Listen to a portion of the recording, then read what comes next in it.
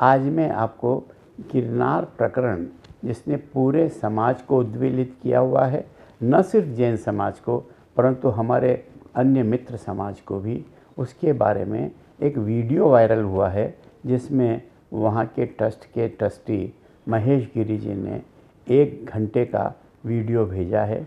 उस वीडियो का मैं आज पॉइंट दर पॉइंट, मिनट दर मिनट उत्तर देना चाहता हूँ कि वो कितने भ्रम से भरा हुआ वीडियो है। 72 करोड़ 700 मुनियों की मोक्ष स्थली और हमारे तीर्थंकर भगवान नेमिनाथ की मोक्ष स्थली गिरनार पर्वत की जय हो, उज्जैन पर्वत की जय हो और समस्त तीर्थों की जो इस भारत भूमि पर विराजमान है उनकी जय के साथ मैं अपनी बात शुरू करता हूँ। साथियों, आपने महेश गिरी जी का एक ऑडियो वीडियो सुना होगा जो करीब 1 घंटे का है और उसमें उन्होंने कई मुद्दे उठाए हैं। उनके भ्रम के निवारण के लिए और हमारे समाज में भी जो लोगों को जानकारी नहीं है उनकी जानकारी के लिए भी यह वीडियो मैं आपके समक्ष प्रेषित कर रहा हूँ। शुरुआत करते हैं मंगलाचरण से। आज से 2000 वर्ष पूर्व आचार्य कुंद ने निर्वाण कांड लिखा था। प्राकृत भाषा में लिखा गया है। उसमें उज्जैन पर्वत का जो वर्णन है मैं आपके सामने रखता हूँ। नेमि सामी पज्जुणो शंभु कुमारो तहेव अनिरुद्धो 72 कोड़ियो उज्जंते सत्य सया वंदे। श्री गिरनार शिखर विख्यात कोड़ि 72 अरुसो 7 शंभु प्रद्युम्न कुमार द्वय भाई अनिरुद्ध आदि नमो तसुपाय। जिन जिन महापुरुषों ने वहाँ से निर्माण किया है इसमें इसका वर्णन 2000 वर्ष पूर्व किया गया है। अब वीडियो की बात करें जो महेश गिरी जी ने आपको भेजा है, आपने देखा भी होगा। पहले मिनट पर मैं उत्तर पॉइंट दर पॉइंट दूंगा और हर मिनट का उत्तर दूंगा। पहले मिनट में उन्होंने आचार्य विद्यासागर जी महाराज को याद किया है, नमस्कार किया है। हम उनके इस सदाशयता की प्रशंसा करते हैं, परंतु फिर भी एक बात मैं कहना चाहूँगा कि आचार्य विद्यासागर जी महाराज नेमिनाथ भगवान को अपना तीर्थंकर मानते हैं। अगर आप उनके प्रति श्रद्धा रखते हैं तो मेरा आपसे निवेदन है कि भगवान नेमिनाथ के प्रति भी आपको कुछ श्रद्धा रखनी चाहिए, अन्यथा यह बात मिथ्या सिद्ध होगी। इसके अलावा दूसरे मिनट पर आपने जो बात कही है मैं उसकी चर्चा करूंगा। अपने वीडियो में 1 मिनट 50 सेकंड पर आपने संघ, भाजपा और देश के बहुत ही सम्मानीय नेताओं के नाम लिए हैं। आप ये शायद स्थापित करना चाहते थे कि ये सब लोग आपके साथ हैं। मैं आपको बताना चाहता हूँ आदरणीय महेश गिरी जी कि ये सब भी हमारे लिए उतने ही सम्माननीय हैं और आदरणीय हैं जितने आपके हैं। परंतु एक बात आप ध्यान रखिए, हमारे प्रधानमंत्री जी सबका साथ सबका विकास में विश्वास रखते हैं। आपने कैसे सबका साथ छोड़ा और कैसे आप सबका विकास नहीं चाहते हैं ये इस वीडियो में मैं आपको बाद में बताऊंगा। दूसरा, सामाजिक सद्भाव। आपने सामाजिक सद्भाव को अपने कार्यों से बहुत क्षति पहुंचाई है और आगे भी आप क्षति पहुंचाने का इरादा रखते हैं। ये हमारे सबके लिए बहुत ही विस्मयजनक है और खेदजनक भी है। आपने कुछ चैलेंज वाली बात भी की है जिसकी चर्चा में विस्तार से करेंगे। उसके लिए भी मैं आपको ये कहना चाहता हूँ कि आज का जो परिदृश्य है, जो देश विश्व गुरु बनना चाहता है, उस विश्व गुरु बनने में आपका सहयोग भी अपेक्षित है और स्वाभाविक ही जैन समाज का भी सहयोग अपेक्षित है। आपने चौथे मिनट में वहाँ पर जो घटना हुई जिसे आपने दुर्घटना करार दिया उसकी चर्चा की है। आपने स्वयं कहा है कि वहाँ पर नारेबाजी की गई। अगर भगवान नेमिनाथ की जय उन 200-250 धर्मालु जैन यात्रियों ने बोली तो वो क्या नारेबाजी है? आप चूँकि आपका बैकग्राउंड राजनीतिक है, अतः शायद आपको जयकारा भी नारेबाजी के रूप में लगा। यह आपको थोड़ा सा सोचना चाहिए और इस पर विचार भी करना चाहिए। भगवान नेमिनाथ की जय बोलना न तो नारेबाजी है और न ही हुल्लड़बाजी है। आपने इन दोनों शब्दों का प्रयोग कर बहुत ही गलत काम किया है और आप ये कह रहे हैं कि ये कंटेम्प्ट ऑफ कोर्ट था। तो कैसे कंटेम्प्ट ऑफ कोर्ट हो गया?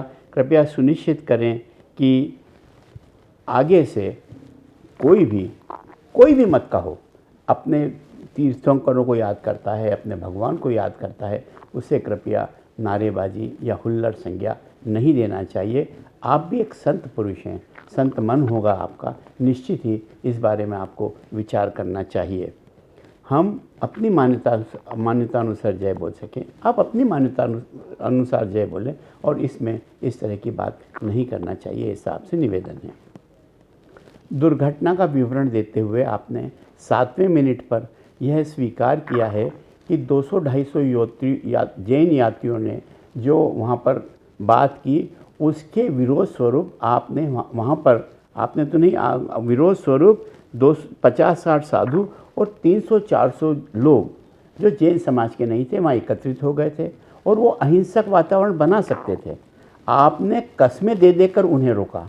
मैं ये प्रश्न पूछना चाहता हूँ कि हिंसक वातावरण किसने बनाया, जैन यात्रियों ने, या जो लोग वहाँ पर इकट्ठे हो गए थे जैन यात्रियों के विरोध के लिए, उन्होंने हिंसक वातावरण बनाया? हम तो अहिंसा के पुजारी हैं, वो 200-250 जैन यात्री भी अहिंसा के पुजारी हैं।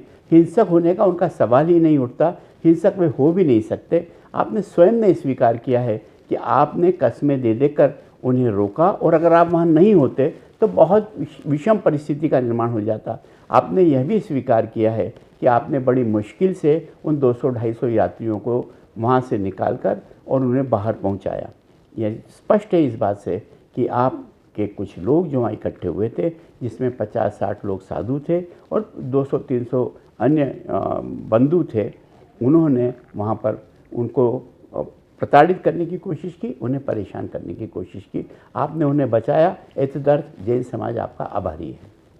दुर्घटना के पश्चात घटना का वर्णन करते हुए 8 मिनट 50 सेकंड पर आपने कहा कि शासन प्रशासन नाकाम रहा, उसने आपकी बात नहीं सुनी। आपकी इस मजबूरी के लिए मैं आपके प्रति संवेदना व्यक्त करता हूँ। मैं ये भी बताना चाहता हूँ कि पिछले कई वर्षों से जैन समाज भी इस तरह की प्रताड़ना का अनुभव करता रहा, उसकी बात भी शासन प्रशासन ने नहीं सुनी।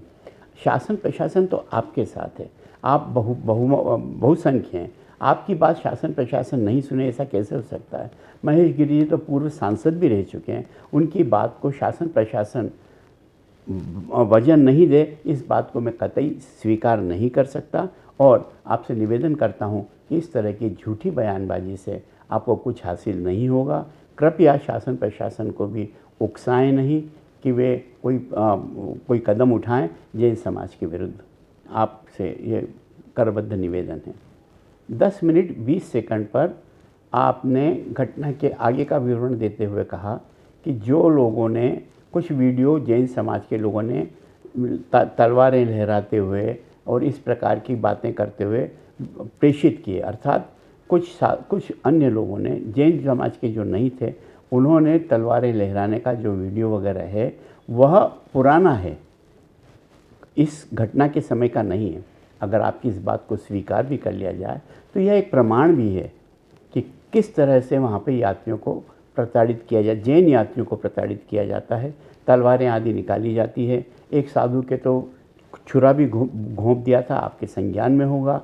हम लोग बहुत ही प्रताड़ित रहते हैं वहाँ पर, अपनी आस्थानुसार हम ना वहाँ पूजन कर सकते हैं, ना वहाँ जय बोल सकते हैं। या आपकी इस बात से यह भी प्रताड़ित होता है। इसे मैं अपने समाज के लोगों से कहूँगा कि यह जो बात उन्होंने महेश गिरी जी ने स्वीकार की है, इसे एविडेंस के रूप में कोर्ट में भी पेश करना चाहिए। एक बात और, आप कंटेम्प्ट ऑफ कोर्ट क्या बार बार आरोप लगा रहे हैं जैन यात्रियों पर। क्या इन तलवार लहराने वालों से, भले ही वे अभी नहीं की हो, पुराने हों, आप क्या ईमानदारी से इनके प्रति भी कंटेम्प्ट ऑफ कोर्ट लगाएंगे? इनके प्रति कोई आप एक्शन लेंगे? आपसे अपेक्षा है आप निष्पक्ष होकर इस बारे में कार्यवाही करें। आपका इससे सम्मान बढ़ेगा जैन समाज में भी और अपने खुद के मन में भी। मैं चाहता हूं कि अगर ये सत्य है, ये वीडियो सत्य हैं, तो इस पर भी कार्यवाही उसी तरह से होना चाहिए जैसी आप जैन समाज के लोगों पर करना चाह रहे हैं। एक बात मैं और कहना चाहता हूँ, आपको दिल्ली का प्रतिनिधि, मेंबर ऑफ पार्लियामेंट बनाने में जैन समाज के लोगों का भी हाथ बहुत रहा है। आपने खुद ने स्वीकार किया है कि कई जैन बंधु आपके दिल्ली में मित्र हैं। उनकी चर्चा मैं बाद में करूँगा कि आपने किस तरह से उनको परेशानी में डाला है, परंतु हम आपसे अपील करते हैं कि अगर जैन समाज ने आपको अपना प्रतिनिधि बनाया है तो उनकी बातों को भी आप सुने, समझें और उनकी कठिनाइयों को भी हल करने में अपना श्रम लगाएं। ये आपसे अपेक्षा है। ये प्रतिनिधि, कृपया आपने राजनीतिक रूप से हमारा प्रतिनिधित्व किया है, धार्मिक रूप से भी जैन समाज का प्रतिनिधित्व करने के लिए आप संलग्न हों। राजनीतिक रूप से तो आप सफल रहे ही हैं, धार्मिक रूप से भी अब आप संत बन गए, आपने अपना वेश बदल लिया है। आपसे अपेक्षा है सभी धर्मों का सम्मान करते हुए किसी के भी प्रति अगर नाइंसाफ़ी होती है, किसी के भी प्रति अगर उसके अधिकारों का हनन होता है, तो आप उस विषय में भी अपनी आवाज़ को बुलंद करें, बजाय अल्पसंख्यक होने के नाते उन्हें दबाने का प्रयास करें। नागा बाबा की बहुत चर्चा हुई है, दोनों तरफ से उसमें आरोप लगे हैं, दोनों तरफ से चर्चाएं हुई है। आपने स्वीकार किया है कि आपने कहा था धड़ पड़ी जाए ने तो पण गुरु शिखर पहुँच जैसे। नागा बाबा अगर धड़ भी कट जाएंगे तो गुरु शिखर पर पहुँचेंगे। ये बात आपने क्यों कही? धड़ कटने की बात ही क्यों कही? वहाँ पर ना तो धड़ कटने कोई आया था, ना धड़ काटने आया था, ना ऐसी कोई चर्चा हुई थी। इस तरह की भाषा का प्रयोग आपने पहले किया। अब उसकी प्रतिक्रिया में अगर कुछ और कठोर प्रतिक्रिया आती है तो उसको कैसे रोका जा सकता है? पहले मेरा प्रश्न आपसे ये है कि ये बात आपने कही ही क्यों? वहाँ ऐसी कौन सी हिंसा की बात हो रही थी? कौन ने आपको कहा कि हम धड़ काट लेंगे, हम ऐसा करेंगे, वैसा करेंगे? कृपया अगर आप अपनी भाषा संयमित रखते तो इस तरह का प्रतिक्रिया जैन समाज की ओर से भी नहीं आती। शायद आप इस बात को बहुत अच्छी तरह से समझते होंगे। आपने जानबूझकर जैन समाज को उकसाने के लिए इस तरह की भाषा का, इस तरह के हिंसा वाली शब्दों का प्रयोग किया। नागा बाबाओं के प्रति मेरी भी बहुत गहन श्रद्धा है। मैं जानता हूँ कि वे इस तरह का कोई कार्य किसी साधर्मी के प्रति नहीं करते। विधर्मी के प्रति करते तो ठीक है। जैन समाज आपका विधर्मी नहीं है। जैन समाज आपका साधर्मी बंधु है, आपके साथ रहना चाहता है। फिर उसके लिए इस तरह की भाषा न तो नागा साधु इस तरह का कोई कृत्य करते। आपने जरूर उन्हें उकसाने का प्रयास किया, जिसका मुझे वास्तव में खेद हुआ कि आप से का इतना ज्ञानी पुरुष जो अब संसार से मुक्त होना चाहता है, जो संसार से विरक्त हो गया है, वो क्यों इस तरह की बातें करता है कि अहिंसा हिंसा, ये बातें आपको शोभा नहीं देती। अपने वीडियो के 21वें मिनट पर आपने कहा है कि जैन समाज ने आपको गालियां दी, जैन समाज ने झूठ का सहारा लिया, और आपने यहाँ तक कहा कि एमसीबीसी की गाली दी। क्या इस बातें को, अगर पहली बात तो किसी ने दी ही नहीं, और दी भी हो तो इस तरह की बातों को प्रचारित करके आप क्या कहना चाहते हैं? एक आदमी हो सकता है, मुझे नहीं मालूम, हुआ नहीं होना चाहिए, परंतु अगर एक आदमी ने किया तो आप उसे वीडियो में प्रचारित करके क्या आप ब्राउनी पॉइंट्स लेना चाहते हैं? ये राजनीति की जो आपकी आदत है उस पर कृपया थोड़ा ब्रेक लगाइए और थोड़ा धार्मिक तरह से सोचें। इस तरह की बात करना आपके मुंह से शोभा नहीं, और अगर किसी ने दिए, मैं इसको स्वीकार नहीं करता, तो उसकी भी प्रताड़ना की जानी चाहिए, और उसने कोई अच्छा काम नहीं किया। ना ही किसी ने आपको जलाने की बात कही, न ही किसी ने आपका धड़ अलग करने की बात की। इस तरह की बात जैन समाज का आदमी कर ही नहीं सकता है। वो प्रकृति से अहिंसक होता है, हिंदू भी अहिंसक होता है, परंतु अब इस तरह की बात करना न हमें शोभा देता है, न आपको शोभा देता है। आशा है भविष्य में आप संयम बरतेंगे। 27वें मिनट पर आपने मामले को और सेंसेशनलाइज करने के लिए कहा मेरी जान को खतरा है। किसने आपको कहा कि आपकी जान को खतरा है? ये झूठी बात कह देना कि मुझे तो धमकी मिल रही है, मुझको लोगों ने कहा है कि हम आपकी जान ले लेंगे। क्या जैन समाज का आदमी इस तरह से सोच सकता है? क्या आज जैन समाज का विरोध पहली बार हुआ है? जैन व्यक्ति का विरोध पहली बार हुआ है? हम तो प्राणी मात्र को, अर्थात चींटी को भी नहीं मारते, हम मक्खी मच्छर को भी नहीं मारते। वो आपके शरीर के साधु पुरुष को, इतने पंचेंद्रीय जीव को कैसे मारने की सोच सकता है? ये सब झूठ है। आपको इस तरह का कोई धमकी प्राप्त नहीं हो, और अगर हुई हो, मैं नहीं स्वीकार कर रहा हूँ, हुई भी हो, मैं आपकी जान की गारंटी लेता हूँ। कोई भी जैन आदमी के हाथ से आपको कोई शारीरिक नुकसान, जान जाने की तो बात छोड़िए, शारीरिक नुकसान भी नहीं होगा, इस बात की मैं गारंटी लेता हूँ। अगर कुछ भी होगा तो मैं जिम्मेदार हूँगा। आप कृपया निर्भय होकर घूमिए, जहाँ आपको जाना वहाँ जाइए। आप पर कोई शारीरिक क्षति पहुंचाने का ना हमारा कोई का इरादा है, ना हो सकता है। कृपया इस तरह से बातों को सेंसेशनलाइज नहीं करें, ऐसा आपसे पुनः निवेदन करता हूं। 28 मिनट 25 सेकंड पर आपने चैलेंज वाली बात शुरू की। जैन समाज को जो चैलेंज दिया है उसमें कहा आपके पास कागज़ों के पिटारे भरे पड़े हैं। मैं आपको कहना चाहता हूँ कि जैन समाज के पास भी कागज़ों के गोदाम भरे पड़े हैं, जिनसे सिद्ध होता है कि हम वहाँ नेमिनाथ भगवान को मोक्ष मानते हैं, जो ऐतिहासिक है, जो इतिहास से सिद्ध है, पुराणों से सिद्ध है। आपको जितने कागज़ चाहिए मैं उपलब्ध कराऊंगा, जैन समाज उपलब्ध कराएगा। कृपया इस भ्रम में न रहें कि हमारे पास कोई कागज़ नहीं है। आपने कहा भी है कि इनके पास कोई कागज़ नहीं है, भाग जाएंगे, कहेंगे नहीं। मैं आपको एक किताब बताता हूँ, काफ़ी दिन पहले पब्लिश हुई थी, गिरनार एविडेंस। यह किताब मैं आपको भिजवा दूंगा, आप कृपया इसका अध्ययन करिए और इसे पढ़कर समझने की कोशिश कीजिए कि हम अनधिकृत कब्जा चाह रहे हैं या हमारे अधिकारों की स्थापना चाह रहे हैं, जो कि कोर्ट के निर्णय के अनुसार भी है। इस पुस्तक को आप पढ़ेंगे तो इसमें आपको कई उदाहरण मिलेंगे कि जैन समाज का वहाँ पर कैसे अधिकार बनता है। इसके अलावा मैं आपको बताना चाहता हूँ, ये तीर्थांक नाम की एक पुस्तक जो समस्त भारत के तीर्थों के बारे में गीता प्रेस गोरखपुर से प्रकाशित है। गीता प्रेस गोरखपुर को आप जानते होंगे कि इसको भारत सरकार ने भारत रत्न का पुरस्कार दिया है। भारत रत्न का पुरस्कार किसी संस्था को पहली बार दिया गया। इस गीता प्रेस गोरखपुर में सारे भारत के जैन और हिंदू तीर्थों का वर्णन है। मैं आपको इसका सिर्फ एक उदाहरण दूंगा, क्योंकि मुझे भी विस्तार के भय से मैं बहुत तो आपको इस विषय में विस्तार से चर्चा नहीं करना चाहता और आप भी शायद नहीं चाहेंगे। इसमें पेज नंबर 561 पर ये जो पीली लाइन है, कृपया इसे पढ़ें।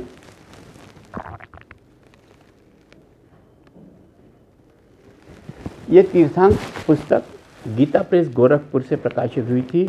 गिरनार सिद्ध जैन तीर्थ के बारे में लिखा है। गिरनार सिद्ध क्षेत्र है, यहाँ से नेमिनाथ जी और 72 करोड़ 700 मुनि मोक्ष गए हैं। गिरनार जी की पूरी यात्रा सनातन धर्मी एवं जैन दोनों ही करते हैं। ये बात को वो स्वीकार कर रहा है कि हिंदू जो वास्तव में बहुत पक्के हिंदू हैं, जिनकी आस्था पर संदेह ना मुझे है ना आपको होना चाहिए, जब ये स्वीकार कर रहे हैं और आप बिल्कुल उसके उलट व्यवहार कर रहे हैं, यह आपके लिए शोभनीय नहीं है। इसके अलावा अगर आप प्रमाण चाहते हैं तो जैन पुराणों में भी कई उदाहरण हैं, कई तरह से उल्लेख है, जिसकी चर्चा अपन थोड़ी देर में करते हैं। आपने अपने वक्तव्य में कई बार कहा है कि मैं पूरी जिम्मेदारी से कह रहा हूँ। मैं भी आपसे पूरी जिम्मेदारी से जो भी बात कर रहा हूँ, निवेदन कर रहा हूँ। आपने कहा कि 26 पीढ़ियों का रिकॉर्ड आपके पास है। मैं कहता हूँ कि मेरे पास 100 पीढ़ियों का रिकॉर्ड है। हमारे दादा बाप दादा, उनके बाप दादा आज से नहीं 2-3-4 हज़ार वर्षों से गिरनार जी की यात्रा करते रहे। वो गिरनार जी की यात्रा क्यों करते हैं? आप भी जानते हैं कि जैन तीर्थयात्री, और अभी मैंने आपको प्रमाण भी बताया, 2000 वर्ष पूर्व का आपको एक प्रमाण भी दिया कि कैसे निर्वाण कांड में ये बात उद्धृत है। ये बातें 100 पीढ़ी की बनी, ये तो 200 पीढ़ी की बात है। आप तो सिर्फ 26 पीढ़ी की बात कर रहे हैं। कृपया इतिहास का संज्ञान लें, उसे गंभीरता से पढ़ें और गंभीरता से तथ्यों का विश्लेषण करें, तथ्यों को जानने की कोशिश करें, और फिर अगर आप मानस बनाएंगे तो आप निश्चित ही आपको महसूस होगा कि आपने एक बड़ी गलती की है।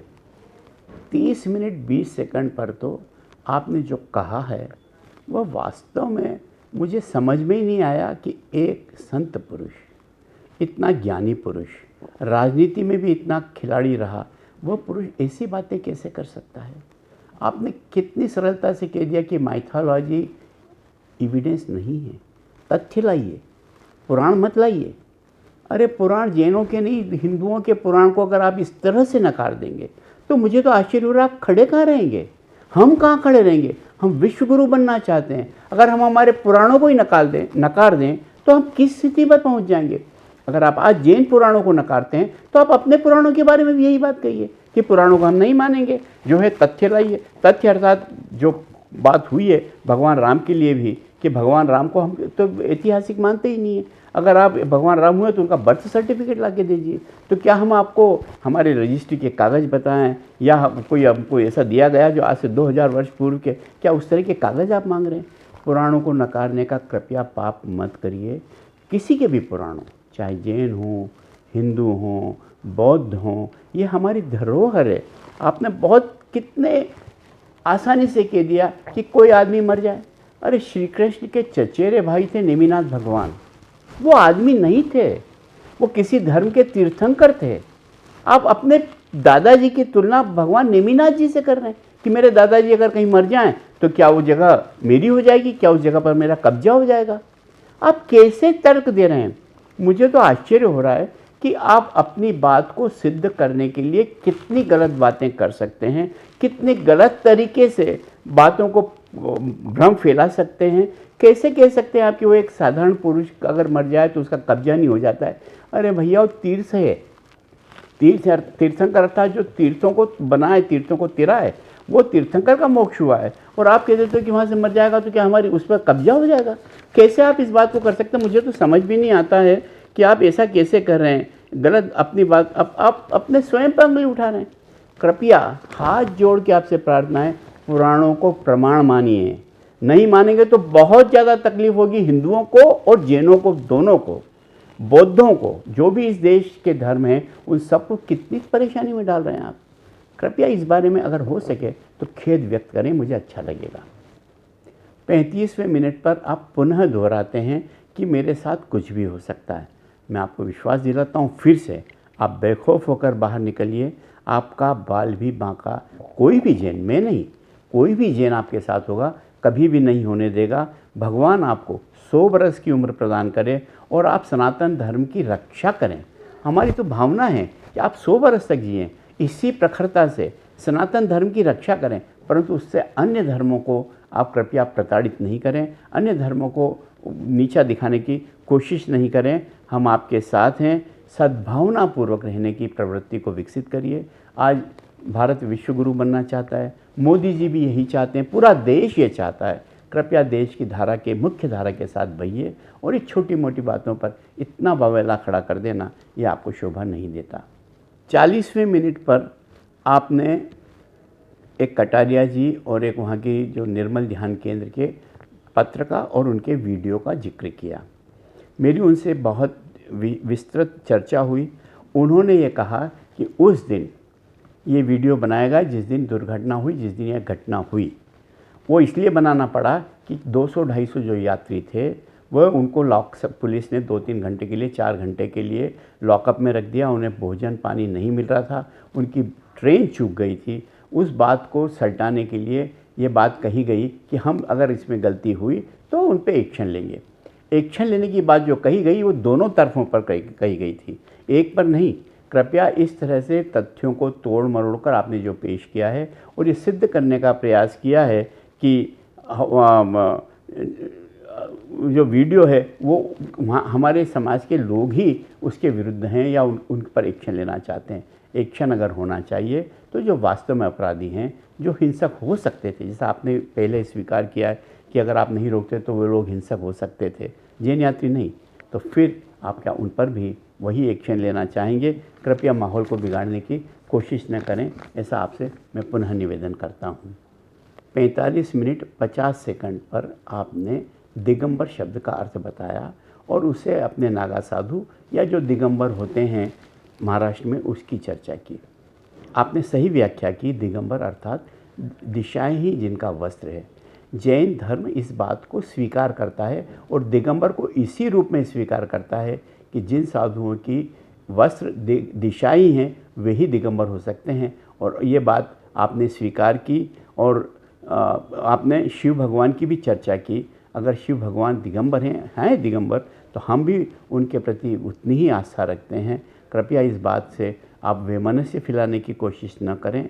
आप पंथों के बीच में भ्रम फैलाकर भी इस तरह का कार्य न करें। दिगंबर का अर्थ आपने सही कहा है और वही हमारे साधुओं का भी स्वरूप है। अपने वीडियो के 54वें मिनट पर आपने हिंदुओं की अन्य शाखा जैसे स्वामी नारायण आदि की चर्चा की। आपने वहाँ भी चतुराई से एक भेद डालने की कोशिश की। आप चाहते थे शायद कि नाथ संप्रदाय का ऊपर अधिकार हो जाए और स्वामीनारायण आदि जो अन्य मत हैं हिंदुओं के, उनका वहाँ पर कोई अधिकार नहीं बचे। कृपया इस तरह के खेल मत खेलिए। कृपया हिंदुओं को अलग करने की कोशिश मत करिए। हिंदू मतलब कोई भी हो, शैव हो, लिंगायत हो, या श्री कृष्ण को मानने वाले हों, राम को मानने वाले हों, उनको कृपया इस तरह के विवाद, आपने स्वयं अननेसेसरी जैन समाज के विवाद में स्वामीनारायण की चर्चा कर ये बताना कि आपने ही उनको ठीक किया, ये कतई उचित नहीं है। कृपया थोड़ा सा संयम रखें और अन्य पंथों को अपने साथ मिलाने की कोशिश नहीं करें। 55वें मिनट में तो आपने जो कहना था उससे आपने अपनी सोच को बहुत अच्छी तरह से उजागर कर दिया। आपने कहा कि मैं चैलेंज देता हूँ, हम नहीं आएंगे, हम भाग जाएंगे। अब आप इतने पूर्वाग्रह से ग्रस्त हैं, क्यों नहीं आएंगे? हमारे पास क्या नहीं है? हम क्यों नहीं आपके सामने आकर लड़ सकते हैं? क्यों नहीं हम कोर्ट में जा सकते हैं?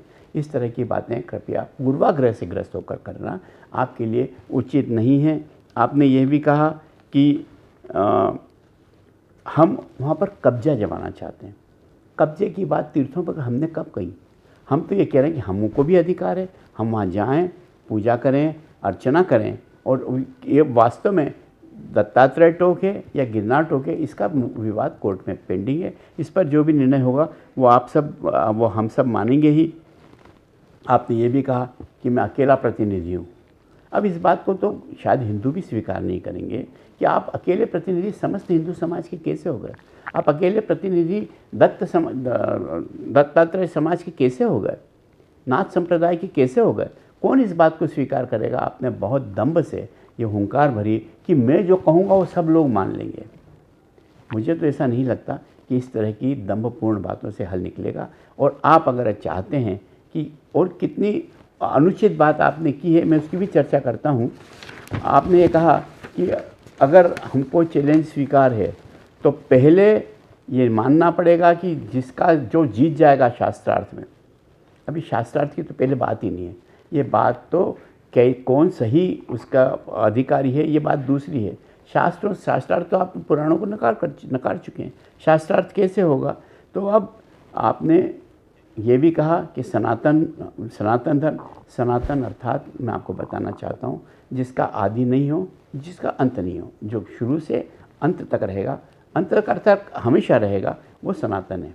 जैन धर्म के लिए, जैन धर्म में इसके लिए शब्द है अनादि निधन, अर्थात जैन धर्म भी अनादि से है जिसकी कोई आदि नहीं है। और निधन अर्थात अंत तक है ना, जब तक पृथ्वी है, जब तक हम सब हैं, तब तक जैन धर्म भी रहेगा, हिंदू धर्म भी रहेगा। सनातन धर्म को कृपया इस तरह से उपयोग करके हिंदू और जैनों में भेद डालने की कोशिश मत कीजिए। कब्जा करने की प्रवृत्ति तो आपकी इस तरह से स्पष्ट हो जाती है। आप बार बार ये कह रहे हैं अगर हम जीत गए तो जैन नहीं आएंगे, अगर जैन जीत गए तो हम नहीं आएंगे। अरे भैया, सार्वजनिक संभाव की बात हो रही है, सर्वधर्म संभाव की इस देश में बात हो रही है। आप ये कहाँ से नई नई चीज़ें ला रहे हैं?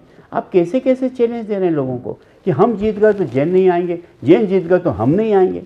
आप पूरे हिंदू समाज को इस तरह से कैसे रिप्रेजेंट कर सकते हैं कि आप नहीं जाएंगे तो पूरा हिंदू समाज नहीं जाएगा? और आप इस तरह की बात कर क्यों रहे हैं? किसने आपसे कहा है कि इस तरह की बात करो कि आप मत आओ या हम नहीं आए, 1 महीने में निर्णय हो जाएगा? इस तरह की ट्रैप में, इस तरह के जाल में कृपया जैन समाज ने किसी को भी फंसाने की कोशिश बेकार है। कृपया संभाव के साथ अगर आप बैठना चाहें तो हम तैयार हैं, हमने कभी मना नहीं किया है। परंतु इस तरह की चैलेंजबाजी से कि आप चलेगा तो हम चले जाएंगे, वो चलेगा तो मैं चले जाऊँगा, ये कौन सी बात हुई? ये कौन सा समझौता हुआ? ये कौन सी निर्णय हुआ? कृपया इस बारे में भी पुनर्विचार करें। जैन समाज आपके इस प्रस्ताव से बिल्कुल भी सहमत नहीं है। 58वें मिनट में आपने एक श्वेतांबर साधु प्रद्युम्न विचल सूरी जी का पत्र बताया। आप जानते हैं कि जैन दो पंथों में बटा हुआ है, एक दिगंबर और एक श्वेतांबर। यहाँ पर बात दिगंबरों की चल रही है। उस समय श्वेतांबर का पत्र बताकर यह कहना कि वे हमारे साथ हैं, ये निहायत ही शरारतपूर्ण बात है। दिगंबर श्वेतांबरों ने कभी अपना दावा नहीं किया, वे हमारे साथ हैं। फिर भी इस तरह की उनका पत्र बताकर आप किसी साधु पर हमारे एक बहुत पूजनीय प्रद्युम्न विचल जी पर इस तरह की बात करके ठीक नहीं कर रहे हैं। कृपया इस बारे में भी आपको सोचना चाहिए। आपने जैन समाज को चालबाज कहा, आपने जैन समाज को नकाब पहने हुए कहा। न तो हम चालबाज हैं और न नकाब पहने हुए हैं, हम सामने आपके मुंह खोल कर आ रहे हैं। कृपया इस तरह के शब्दों का प्रयोग उचित नहीं है। आपने ये भी आरोप लगाया कि तीर्थ कमेटी को पैसा ऐंठना है, इसलिए वे इस विवाद को जिंदा रखना चाहते हैं। अब ये तो बहुत ही, अब मैं क्या कहूँ आपसे, ये तो एक सड़क लेवल की पॉलिटिक्स है जिसको आदमी समझता है कि इस तरह की बातें करके कि पैसे के लिए कर रहे हैं। पैसे के लिए क्या, धर्म के ऊपर कोई पैसा नहीं मानता है, चाहे वो हिंदू हो चाहे जैन हो, कोई भी धर्म वाला हो। पैसे के ऊपर कोई जैन को अपने धर्म को नहीं रखता। पैसे के कारण ये सब हो रहा है। ये आपका बार बार बोलना बिल्कुल भी उचित नहीं है। और अगर मैं आप पे ये आरोप लगा दूँ कि आप इसलिए वहाँ पर कब्जा करना चाहते हैं कि वहाँ पर बहुत चढ़ावा आ रहा है आजकल, 5वीं टॉप पर बहुत चढ़ावा आ रहा है, आप इसलिए इस विवाद को जिंदा रख रहे हैं, तो क्या उचित होगा? मैं आप पे ये आरोप नहीं लगा रहा हूँ, परंतु आपकी बात के जवाब देने के लिए मैं कह रहा हूँ। मैं जानता हूँ कि ना आपके लिए पैसा महत्वपूर्ण है, ना हमारे लिए, ना हमारे तीर्थ क्षेत्र कमेटी के सदस्यों के लिए। कृपया इस तरह से बात को मोड़िए मत, गलत तथ्यों पर किसी भी बात को मत ले जाइए। 1:01 पे आपने बचे खुचे जो लोग थे सबको तो लपेट ही लिया था। 1:01 पे आपने अपने जैन मित्रों को भी लपेट लिया। आपने कहा कि कोई एक जैन मित्र हैं वो लगाए हुए थे, अर्थात उन्होंने शायद शराब पी रखी थी। क्या आप ये सिद्ध करना चाहते हैं कि सारा जैन समाज शायद शराब पीता है? हो सकता है कुछ 1, 2, 3, 10, 20 जैन शराब पीते हों। अब मैं क्या सनातन, मेरे जो दोस्त हैं उनके लिए किसी को कह दूँ कि मेरे एक सनातन मित्र जो लगाए हुए थे? क्या सनातन मित्र नहीं लगाते? क्या आपके भक्त जो सनातनी हैं वो नहीं लगाते दारू? क्या कहना चाहते हैं आप? एक अपने मित्र को आपने इस तरह से जलील किया। कृपया उस मित्र का नाम बताइए। और इस तरह से जलील करने से क्या फ़ायदा होगा? अपने मित्र की गरिमा को बनाए रखना चाहिए। इस तरह से उसे उजागर करके आप क्या, इससे क्या ब्राउनी पॉइंट हासिल करना चाहते हैं? इससे आपको क्या फ़ायदा होगा कि कोई जैन मित्र लगाए हुए है? इससे क्या कहना चाहते हैं? कृपया सोचिए। और हम ये नहीं कह रहे कि 100% जैन नहीं, कोई भी नहीं पीता है। अरे भैया, आधे % होंगे, 0.5% होंगे पीते हैं। इससे सारे जन समाज को बदनाम करने की ये प्रवृत्ति है, ये ठीक नहीं है। महेश गिरी जी, एक और एविडेंस आपके समक्ष प्रस्तुत करता हूँ। गिरनार पर्वत पर ही एक मंदिर के दीवार पर यह शिलालेख लगा हुआ है। मैं आपको पढ़कर सुनाता हूँ। जूनागढ़ स्टेटना एंशंट मॉन्यूमेंट धारा संवत 1989 1 के अनुसार कोई पण मानस આશીલાલેને અને નુકસાન કરશે, અગર બેડોલ બનાવશે, અગર ત્યાંથી તેને સામે પાછે કરશે તે શિક્ષાનો પાત્ર થશે. Under ancient monument act of Junagadh state, act 1 of state of 1989, persons damaging or disfiguring or removing this monument are liable to prosecution. ये आप वहाँ पर जाकर देख सकते हैं, गिरनार पर्वत के मंदिर पर लगा हुआ शिलालेख। अब ये देखिए आप,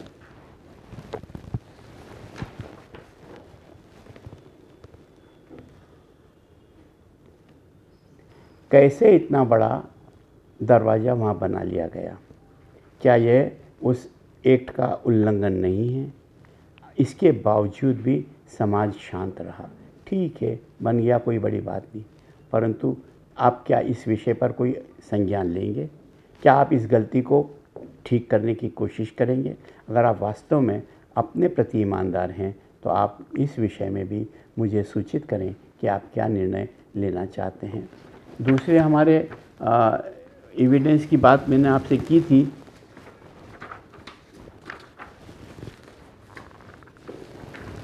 हमारे पुराणों में मैं आपको बताऊं कि आज से 2000 वर्ष पूर्व भी जो लिखा गया है, 783 ईस्वी में जिनसेन आचार्य ने हरिवंश पुराण लिखा है। उसमें लिखा है, उर्जयंत गिरो वज्रो, ये अभी इसको मैं नहीं पढ़ के इसका अर्थ बता देता हूँ। गिरनार पर्वत पर इंद्र ने वज्र से उकेर कर इस लोक में पवित्र सिद्धशिला का निर्माण किया तथा उसे जिनेंद्र भगवान के लक्षणों के समूह से युक्त किया। 783 ईस्वी में जिनसेन आचार्य ने लिखा है, दशा हार्दयो मनुय षट सहोदर संयुता सिद्धिं प्रातस्थनीयेपि शंभ प्रद्युम्न पूर्वकाः ऊर्जयंतादि निर्वाण स्थानानि भुवने ततः तीर्थयात्रा गताने कभव्य सेव्यानि रेजिरे। समुद्र विजय आदि 9 भाई, देवकी के युगलिया 6 पुत्र और शंभु और प्रद्युम्न कुमार आदि मुनि भी गिरनार पर्वत से मोक्ष को प्राप्त हुए। इसलिए उस समय से गिरनार आदि निर्वाण स्थान संसार में विख्यात हुए और तीर्थ यात्रा के लिए आने वाले अनेक भव्य जीवों के द्वारा सेवित होते हुए सुशोभित होने लगे। कृपया देखिए, एक और उदाहरण आपको पेश करना चाहता हूँ। अरिष्ट संकीर्तन चक्र नेमिता मुपागतो भव्य जनेषु योजिनः अरिष्ट नेमीर जगतीति विश्रुतः स ऊर्जयन्ते जयतादितः शिवम। अर्थात संसार में अरिष्ट नेमी नाम से प्रसिद्ध जो भगवान भव्य जनों के अशुभ कर्मों के नाश करने में चक्र की धार के समान हैं तथा जो गिरनार पर्वत से मोक्ष को पधारे हैं, वे श्री अरिष्ट नेमी भगवान इस लोक में सदा जयवंत रहें। मेरे पास ऐसे सैकड़ों उदाहरण हैं जो आज से 2000-2500 वर्ष पूर्व या 500 वर्ष पूर्व या 700 वर्ष पूर्व हमारे जितनी भी पुराण हैं, जितने आचार्य हैं, उन्होंने जितने भी शास्त्र लिखे, आप जानते हैं कि जैन साहित्य भी बहुत समृद्ध साहित्य है। ऐसे कितने ही उदाहरण आपको जितने चाहिए, ये सब फैब्रिकेटेड नहीं हो सकते। ऐसा नहीं कि आज से 1500 वर्ष पूर्व कोई कब्जा जमाने की कोशिश कर रहा था। इतने उस समय लोगों के मन भी वो नहीं थे और न इतना व्हाट्सएप वगैरह था कि लोग इस तरह की बातों को फैलाते। जो सत्य है वही लिखा गया है, वही माना गया है और उसे स्वीकार करने में किसी को संकोच नहीं हो सकता। आपको जितने भी प्रमाण चाहिए, पुराणों से, इतिहास से या कहीं से भी आपको उपलब्ध कराए जाएंगे। आपके पास तो पिटारे भरे पड़े हैं, जैन समाज के साहित्य के गोदाम भरे पड़े हैं। आपको जितना चाहिए उपलब्ध करा दिया जाएगा। न हम भागेंगे और अंत में हम कब्जा भी नहीं करना चाहते। हम अपने अधिकारों का स्थापना करना चाहते हैं। उसमें सभी लोगों का सहयोग अपेक्षित है। आदरणीय महेश गिरी जी, आपका भी सहयोग अपेक्षित है। और अंत में पूर्ण सद्भावना के साथ आपको ये कहना चाहता हूँ कि मेरी आपके प्रति कोई विद्वेष नहीं है। बात को सही तरह से समझना आवश्यक है, आपको भी और मेरे समाज को भी, दोनों को समझना आवश्यक है। इसलिए मैंने इस वीडियो को बनाकर आपको प्रेषित किया है। यह वीडियो मैं अपने समाज के लोगों को भी प्रेषित करूंगा ताकि उन्हें भी सही जानकारी से अवगत हो सके, क्योंकि हर आदमी तो इतना पढ़ नहीं सकता, हर आदमी इतना जान नहीं सकता है। आपके वीडियो से कुछ भ्रम फैला है, उसका निवारण करने का प्रमुख उद्देश्य। आशा है आप इसे सहृदयता से स्वीकार करेंगे और मन में किसी प्रकार का मलिनता या विद्वेष नहीं लाएंगे। जय अरिष्ट नेमी, जय उज्जयंत पर्वत, जय नेमिनाथ भगवान और 72 करोड़ 700 मुनिराजों की जय हो। और जो भी मुनिराज, जो भी साधु संत वहाँ पर तपस्या कर रहे हैं, चाहे जैन हो या अजैन हो, उन सबको भी मेरा नमस्कार, मेरा प्रणाम, मेरा अभिनंदन। जय जिनेंद्र।